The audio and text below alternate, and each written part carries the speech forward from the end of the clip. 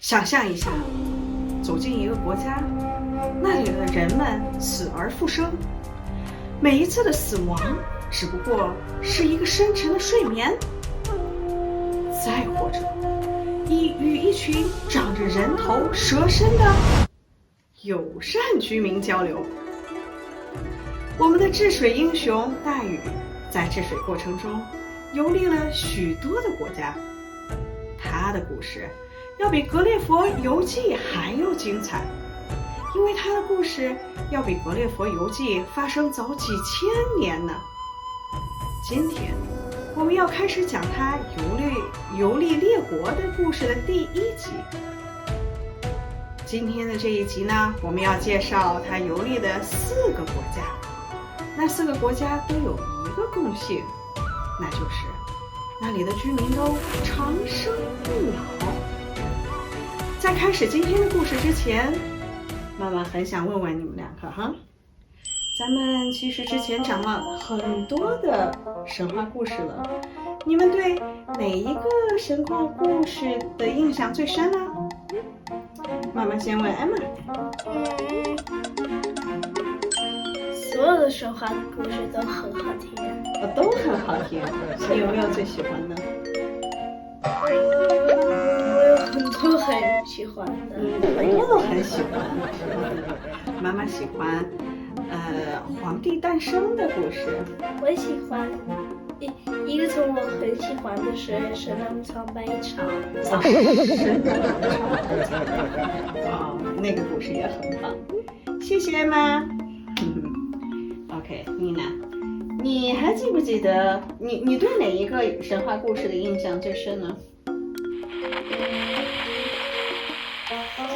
伏羲的故事。伏羲的故事伏羲的故事咱们讲了好几集，确实，伏羲的故事也很棒。有没有记得哪一集你更喜欢？伏羲诞生。伏羲诞生，是的，那一集的故事也很精彩。谢谢。好啦，现在我们要开始讲今天的故事啦。今天我们要讲大禹游长生不老国的故事。大禹漂洋过海，来到了海外的北方。这里有一个国家叫做无忌国，也叫做吴起国，意思呢就是他们的人民没有继承人。大禹上了岸之后，径直往村子里走去，他想向当地的百姓打听一些事情。还没走到村子，他就看到了一群人走了过来。走近一看，是个送葬的队伍。但让大禹百思不得其解的是，这支抬着棺木的队伍并没有想象中的悲伤，而是说说笑笑，一点儿也不难受。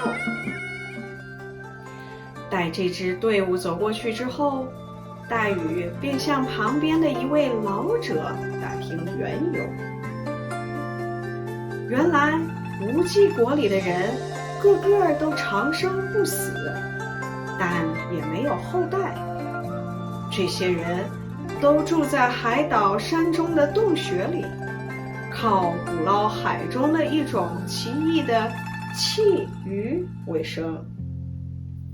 无忌国的人不分男女，当然也就没有夫妻，没有家庭了。他们中的人都会活上100岁左右，然后死去。但这样的死却是暂时的。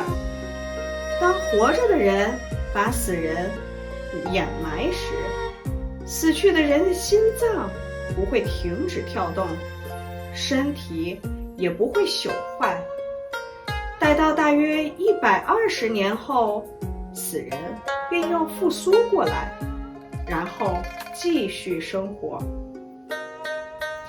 这样活了又死，死了又活，死一次对他们来说好像是舒服地睡了一觉，所以这个国家的人虽然不会繁衍后代，但人口永远也不会减少，国家依然兴旺。大禹觉得这实在是太有趣了。大禹离开无忌国后，来到了海外的西方，这是一个坐落在穷山之旁的名叫轩辕国的国家。大禹刚来到这个国家时，的确吃惊不小，因为这个国家的人长相十分怪异，个个是人头蛇身。大禹与他们接触后才知道，虽然这些人的长相恐怖，但他们却很热情，而且也非常乐于助人。在轩辕皇帝与蚩尤大战时，他们曾经帮助皇帝驱赶蚩尤，立过战功。胜利以后，皇帝便在他们国家的国内建筑了一个高台，叫轩辕丘，表示他们与皇帝都是战胜者的意思。这里的人最少能活到800岁，100-2000岁的人是很常见的。这可算是一个延年益寿的国家了。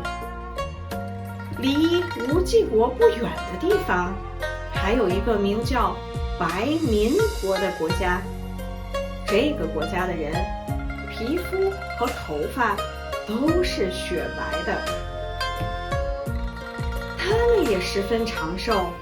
在这里，大禹还看到了一种长相怪异的神兽，大家叫它橙黄。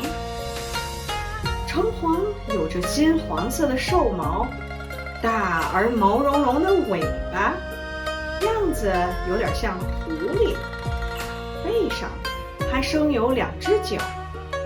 它跑起来飞一样的快，所以又叫飞黄。只要有福气骑它一次，就可以至少长寿2000岁呢。像这样的长生不死国，大禹在海外的南方还遇到过一个，叫做阿姓国。因为全国只有一个姓阿，所以得了这样的一个称呼。阿姓国的国民长着黑色的皮肤，魁伟的身体，个个都十分健壮。大禹了解到这里的人能够永葆青春、长生不死的原因，是这里有座山，叫做元丘山。山上生长一种4季常青的树，叫甘木。这种树的果实异常的香甜鲜美，是由山上的一股清泉赤泉浇灌生长的。这里的人靠吃甘木果、饮赤泉水生活，所以永远长生不死。不仅这里的人长生不死，连这里的动物也长生不死。什么千年蝙蝠啦、万年蟾蜍啦，都随时可以见到。大约是因为这些动物也吃了甘木果、饮了赤泉水的缘故吧。要不是因为还没有治理好洪水，大禹还真的想住下不走了。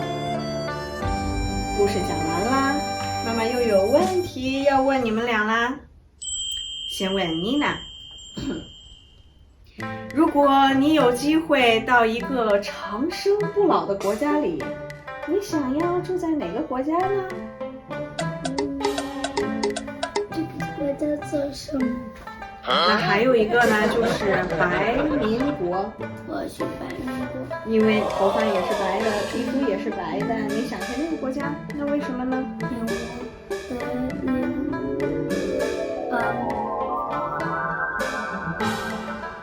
因为它有橙黄嘛。狗。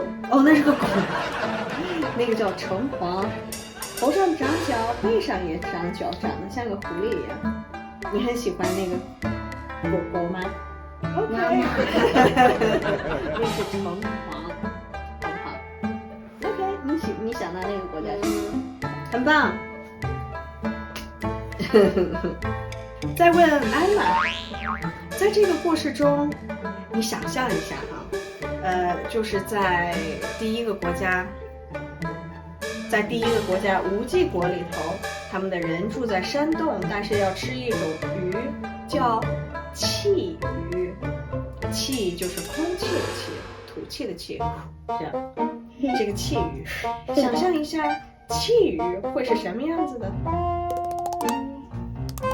我觉得在外面就是像是一个普通的鱼，可是在里面有气在里头，然后有气在里头，就叫气啊，有道理，很有道理。那它，那个气鱼，它跟其他的鱼最特别的就是它的肚子里头有气，有很多的气，是吗？妈妈觉得气鱼可能是因为它会吐气，其他的鱼吐不了那么大声音的气，它会吐，所以它就叫气。这是妈妈猜的，书上面没有写，妈妈查了很多的资料都没有。不过很棒的答案，谢谢。在长生不老国的神秘经历后，大禹的旅程继续带他来到了东海的边缘。随着大禹的独木舟靠近波谷山，一座巨大的殿堂映入眼帘，上面高悬着大人之堂的匾额。大禹即将踏入一个充满巨人的未知世界，这些巨人的出现将会如何影响他的命运呢？如果你们感兴趣的话，记得订阅并关注我们哦。我们下一集会为你们揭晓大禹的巨人国历险。我们下集再见，晚安。晚安，拜拜。